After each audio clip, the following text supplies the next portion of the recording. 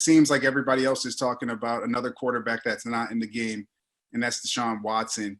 He wants out of Houston. The Texans say, we're not moving him anywhere. Rich, is this going to get ugly in Houston? Are we going to see this thing kind of get muddy with both sides? I sure hope not. I did a lot of Texans games this year for CBS, Jarrett, and I would just say that when you really look under the hood at what happened in Houston this year, it's amazing to me how well Deshaun Watson played. If you took out Patrick Mahomes and the season that Aaron Rodgers has, Deshaun Watson is an MVP candidate. I mean, he had an amazing year, and they were 31st in rushing. I think they were dead last or 31st in run defense. So he didn't get a lot of opportunities. They were dead last in time possession. I think they averaged about 56 plays a game. So he wasn't getting a lot of opportunities, and yet he still put up like crazy numbers each and every week. Their defense wasn't any good. They traded away their best wide receiver in DeAndre Hopkins. They released one of their better receivers. They had two that went on IR. They don't have a great offensive line. As I said, they weren't able to run the ball. And this guy plays at an MVP level. How would you ever move on from Deshaun Watson? I mean, he is the future of that franchise. He's a top 5 quarterback, a top 3 quarterback in our game today. You're not going to replace him. So they've got to find a way to mend that relationship. That's important. And I think they're in the process of trying to do that. We're back live in sunny Tampa, Florida, and Chris, I think that's a great conversation that needs a little bit more.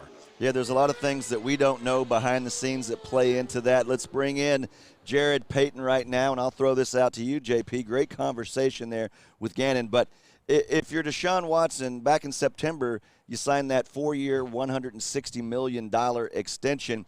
I don't think you can walk away from that. I mean, you made an agreement. You said you're going to bring a championship to Houston. Sure, there's some bad blood, but do you need to bring in Dr. Phil to make this work? Because I don't think the Texans in any way, shape, or form are just going to say, okay, we're going to trade you. You saw what they were able to get for Stafford in Detroit.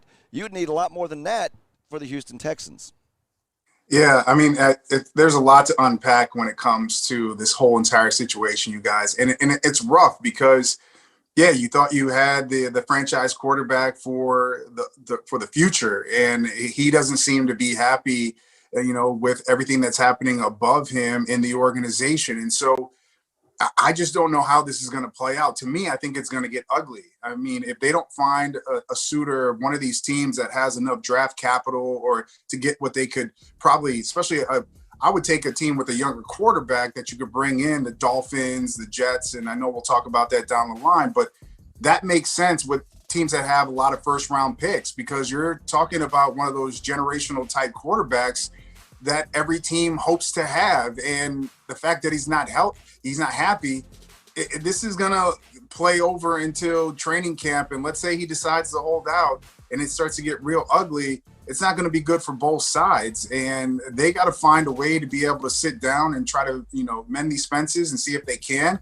But from everything that Watson has said so far, the people that are around him in his camp, he wants out of Houston, and that's just saying something about him and knowing his character a little bit, knowing people that know him, that he's very unhappy. So there's got to be something that's happening that he's just not happy with the management and people up above.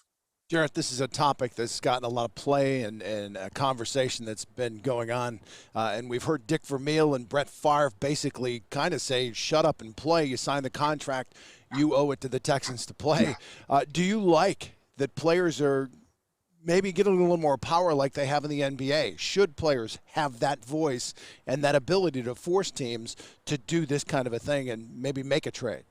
Well, you know what? When I first saw the comments from Brett Favre, you guys, I'll be honest with you. Brett's one of my guys, love him to death, but I totally disagreed with where he was going with that. This is a different day and age when we're talking about the NFL. And Jack, you're right. It is more kind of suited towards where the NBA is going, where these guys have a voice, and especially at the quarterback position. I think you don't hear enough of NFL players speaking out when, they feel uncomfortable. Most of the time, that's been ingrained in a lot of their heads that, you go there, you work, and you find a way to be able to do it. And I go back to my dad and his time in Chicago early on in his career. He was getting his head beat in every single year, especially in the 70s. There was no offensive line, but he never said anything. Well, now guys have voices. We're talking about guys that have over, 2 or 3 million Twitter followers where they can voice their opinion. It's a totally different time now. and guys want to be able to have a hand in their futures. And I cannot fault Deshaun Watson for wanting to do that. So a lot of these guys saying just shut up and play, I don't agree with that. These guys have a voice, and they probably know way more than what's going on inside those organizations than we do. Jarrett, I have a voice too. My platform, I have 9 Twitter followers, and I don't take that lightly. But when you talk about, if they go toe to toe and they have a who's going to blink first contest, and let's say the Texans, we realize it's a quarterback-driven league. They know they're not just out there. There's not enough to even fill out all 32 teams right now. What if they say, we know you're mad, you're still cashing paychecks, we're not going to trade you? How deep could a Watson go into, off-season workouts, training camp, and the season? That's really high-stakes poker right there when you think about you're going to go out there and play or not. What do you think? You talk about maybe it gets ugly. Is that as ugly as it could get? Yeah, it could. And this thing just dragging out, you guys, right? I mean, he's got money. How much does he want to spend on those fines and all that stuff to be able to make his point? I mean, both sides are dug in, and they're going to be. And so to me, this was such an easy thing to do. And I know you don't do it in the NFL, and it's weird when you're the owner and you're the one that's signing the checks to say, listen, we're going to go to our franchise quarterback and get his say in what he would like to see for the future. But if you're planning for him to be your future, he should be a part of those conversations. And the fact that he wasn't, the fact that you got rid of his number one wide receiver as well, like, what are you doing? I saw the game here in Chicago where they lost to the Bears, I've never seen a guy get beat up so much and keep coming back into the game. When the game was over, he was still fighting. So it shows me the heart that he has.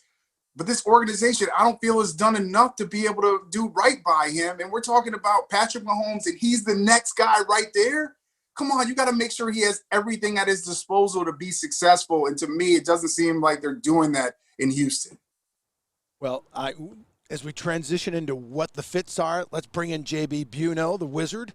JB, with the poll question, this transitions nicely into the next topic of conversation on Deshaun. Yeah, and we're going to give our audience who are just about to surpass 1,000 votes here on our Big Game Bound interactive poll on Facebook Live. So we're going to see what our Facebook audience has to say. But I'm going to go around the horn here. Best trade fit that comes to your mind. Maybe, Jack, we'll start with you today, and we'll come back around this way. Best trade fit before we get to our poll results, because they're just now really surpassing 1,000. Yeah, this has nothing to do with the fact that I'm a Bears fan, but I think Chicago would be a great place for Deshaun Watson. Definitely for the Bears it would be. I know the Texans, they certainly don't want him in the AFC. How about this? We talked about the other day about how well the Saints have drafted over the years. What about the New Orleans Saints? That would be a great spot for him. We were talking about Saints yesterday. So, yeah, I lost track of the days, JB. I'm sorry. But, yeah, could you imagine that? You give away some of those picks, maybe some of the young talent the Saints have, and then you replace Drew Brees with a Deshaun Watson. Yeah. All right, so real quick, I got to ask this. So we're just talking about best fit, not with – does this have to put in draft capital and all that stuff? Because if that's the case, you're looking at teams like the Jets or the Dolphins who have younger quarterbacks and also a lot of picks. I'm thinking too deeply.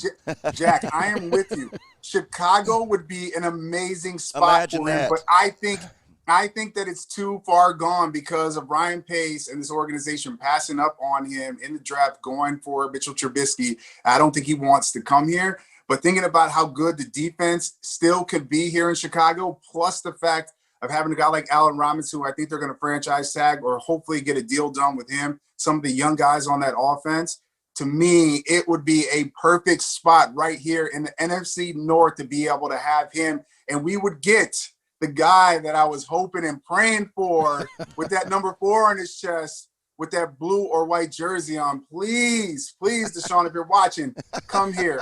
Listen, like JB, I'll write a poem for you if you want to come here.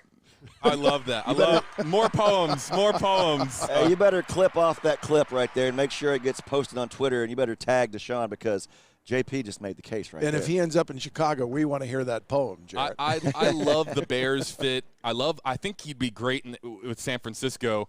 The Jets are a dumpster fire. Let's just not ignore that for a second. I can't believe that Deshaun Watson wants to go to New York. I get the big market appeal. I get it. But top to bottom, that organization is a mess, and they would have to give up so much to get him. So I don't really understand the whole Jets logic. I don't think he ends up in New York, but it's going to be very curious to see where he does end up. Let's bring in our audience here, and we have now 1,100 votes in our interactive poll. Which team is the best fit for Deshaun Watson? Wow, the Bears coming in at 25%. 18% for the Miami Dolphins. That's an interesting, destination with Tua over there. And then the Jets, 16. Thank goodness our audience here agrees. The Jets are not really a good spot for Deshaun. Well, you don't want to see Deshaun Watson, that superstar, go to a franchise that just isn't going to do anything for him. That's just me, in my opinion. But other is actually the most popular choice here at 42%. We had some commenters here talking about maybe the New England Patriots. Maybe Bill Belichick is lurking out there. I see JP's. Let's bring JP back up here. Man. Hey, JB, you guys, I have to. I just got chills. Okay, so I'm with you, JB, when you talk about the San Francisco 49ers. Like, you talk about that defense getting healthy again and the offensive weapons that you have, that would be an amazing fit. And the offensive mind that you have with Shannon, that right there, I think would be an amazing fit for Watson. But man, dumpster fire in New York with the Jets. If they could find a way to be able to, I just don't think this is going to happen, you guys, honestly, because there's no way the Texans are really going to give up one of those generational type players. I don't think they could stomach it, and wouldn't matter what you're getting back, you're still not going to get a guy at that type of caliber. You might not ever find that type of quarterback in the draft down the line as well. I want to make one case for Watson to the Jets. One of the most iconic pictures in all of Super Bowl history is Joe Namath sitting by a pool with reporters without a shirt. We're still talking about that today, and that was Super Bowl III, right?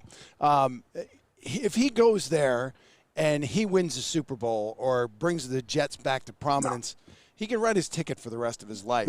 He's Mr. New York. No, Jack, if he comes here to Chicago and wins a championship here and brings this organization back, I'm telling you right now, I know we talk about the three-peats with Jordan, we talk about the 85 Bears, that this market, he would be loved forever. Chicago would be the best fit for that young man. And I bet you Jarrett would lure him to WGN to be his pregame football Bears guy for the rest of his life. Lifetime contract. The top offseason storyline for sure, you guys. Can't wait to see what happens with Deshaun Watson, the Houston Texans, and a potential trade destination. For the record, the three favorites in Las Vegas apparently are the New York Jets, the Carolina Panthers, haven't talked about them, and then also the Miami Dolphins. Let's get now to